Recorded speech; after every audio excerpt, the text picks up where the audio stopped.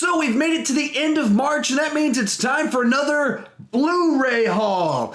I actually went into this month telling myself I want to buy fewer Blu-rays, I want to scale things back a little bit, and the end result was I'm pretty sure the most Blu-rays I have ever purchased in a month by quite a bit. It was just kind of a freak accident, just kind of happened, but I'm very happy with what I was able to pick up this month. With that said, let's go ahead and start talking about all of this, and I'm going to kick it off with a special one.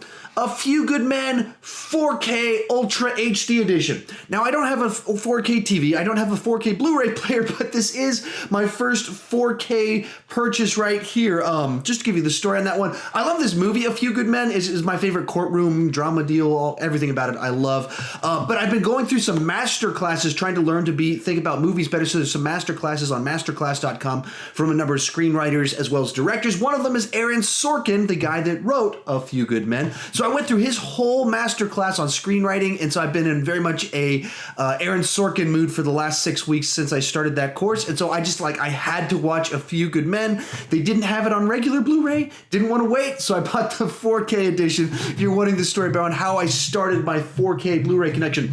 Next up, one of the most fun and surprising movies of last year, Jumanji, and this one was so popular in my household that my wife demanded that I buy the early version on Vudu so that she could watch it sooner than having to wait for us to actually get the disc in the mail. That's how much she liked it, and I liked it too. So that's a really good sign. We showed it to our kids. That was probably a bad idea. They loved it too. So if a man in his 30s, woman in his 30s, and two kids that are too young can enjoy a movie, you got a good one. So I'm very, very happy with this pickup right there. From there, we'll move on to my bargain selections. Every single one of these that I'm about to show you for the next little bit of time are all movies I bought for under $8. Maybe with tax they went over $8, but the price tag on them was $79 or $7.99 or lower. Some of them $6.99 and lower.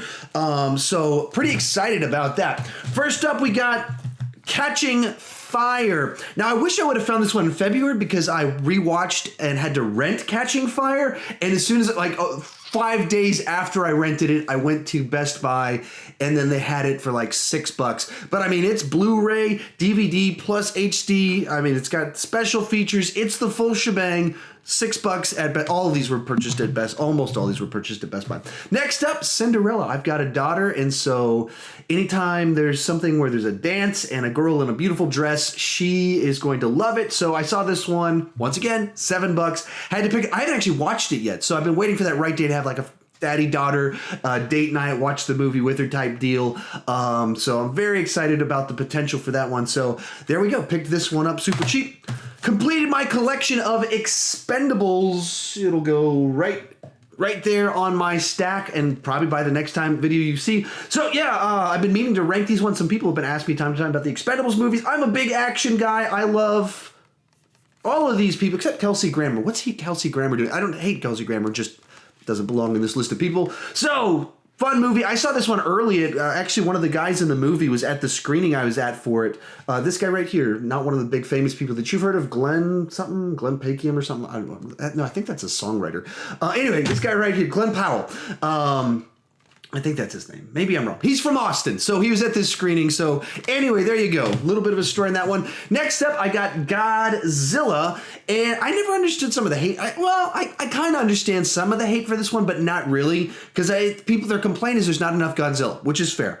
But it doesn't feel to me like there's a lack of action, because there's other monsters destroying cities when Godzilla's not on screen, and so I always felt that it was a bit strange to me how much some people hate this movie for how much it teases some stuff, but I actually really enjoyed this one. I didn't catch it in the theaters because I'd kind of heard such mixed things about it, and then by the time I rented it, both my wife and I are like, we dig that.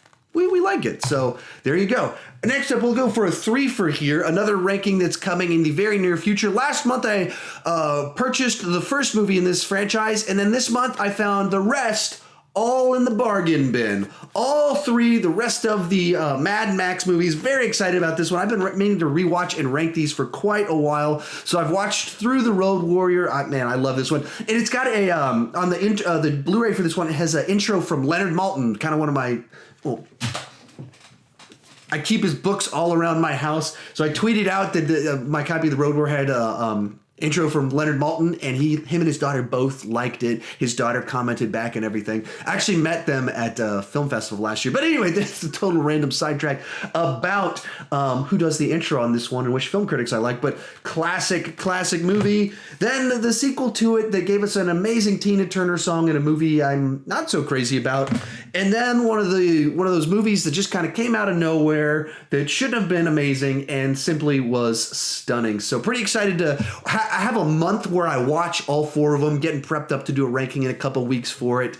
And it'll be interesting because I got a lot of nostalgia for 2 of those movies. And then one of them is an incredible return. And then one of them is pretty safely in last place. Next up, they had this one under $10. Second movie was coming out. I've only actually seen this one time, and it was on a laptop in the hospital right after my daughter was born. Like we're in we got rented 2 movies from Redbox after my daughter was born. Rush, the Ron Howard race car movie with Daniel Bruhl and Thor, and Pacific Rim. Neither one of those movies are great to watch on a laptop. This one in particular, not a good choice to watch on laptop. I think I'm actually going to see the second one this afternoon. I have not heard the best things about it, but I also wasn't someone that was just blown away by the first one, like a lot of people were. I mean, I liked it. It was fun. I just didn't get that was brilliant. He's genius. I didn't get that one out of this particular movie. Next up, a threefer that was under. This one was under. It wasn't under $8, but it was under $10. V for Vendetta, Watchmen, and Constantine.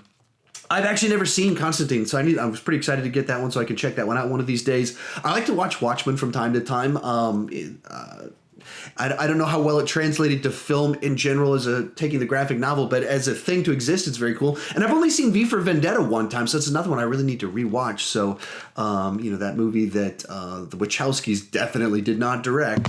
All right, next up, the rest of these are all Marvel movies. The first 2 are some of those bargain bin finds that I didn't have yet. So first up, we got The Amazing Spider-Man. I like this movie. I don't think it's amazing. I don't like the title, but I think it's a good movie, and some people pick on it a little bit too much. I understand why they pick on the second one. This one, it wasn't necessarily as energetic and fun as you'd expect a Spider-Man movie to be, but it was still a good movie on its own terms. And I really like the way the director does character moments. And so then when you get an Andrew Garfield and an Emma Stone with the director that does character moments so well, the relationship between them is just phenomenal in Sean's mind, to speak in the third person. Next up, I think I might have doubled this one up. Let me double. No, I didn't. I got worried. I doubled this one up. Punisher Warzone. I was so nervous after I got home. I was like, wait, don't I already own that one? So it looks like I don't. So you saw me check it right there in front of your eyes. I was so worried about it. I like the Thomas Jane one more than this one, but definitely like to throw this one on about once a year. Watch just like ultra violence right there on the screen, cartoonish, insane, Punisher blowing off head, violent type stuff.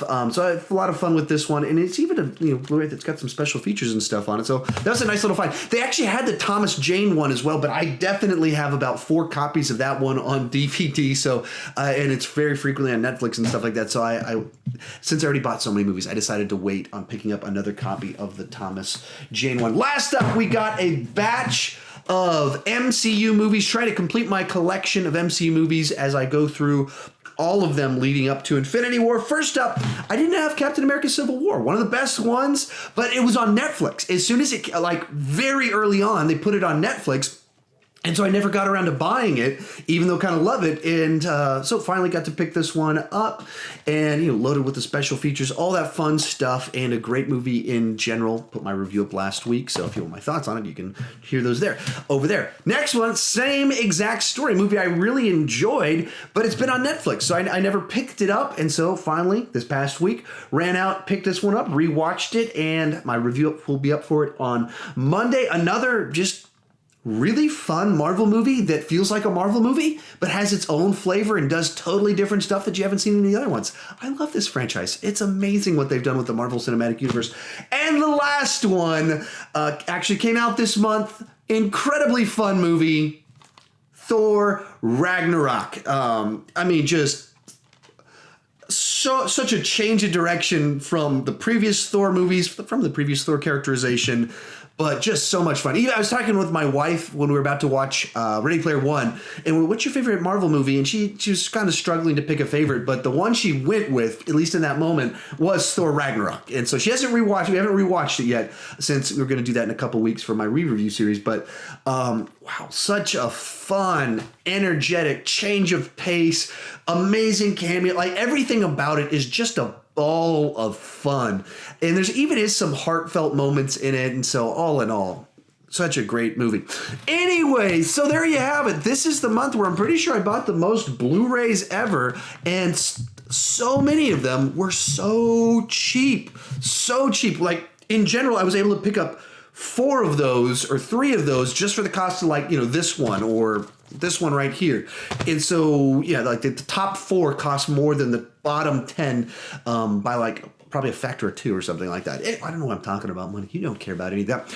Anyway, there you have it. There is my Blu-ray haul for the month of March. It was a fun time. I was pretty busy this March. I'm hoping April I can get back to my more normal posting schedule where I put out, you know, 4+ videos per week, as opposed to this past month where it was like 2 videos per week. Sorry about that. I have meant to. It's not that I've been lazy. Life has just been crazy, lots of sickness, and I did some traveling, got to speak at some places and stuff like that. Anyway, I'm rambling once again. These videos are kind of like my little monthly vlogs where I get to have a little bit more personality. I do them in one take, just kind of talk to you guys, and you can get a flavor for the way I am when I'm not editing myself up and trying to say things concisely. And if you're new to my channel and enjoyed my rambling personality, please consider clicking that subscribe button. I do movie reviews, TV reviews, ranking videos, monthly Blu-ray video haul videos.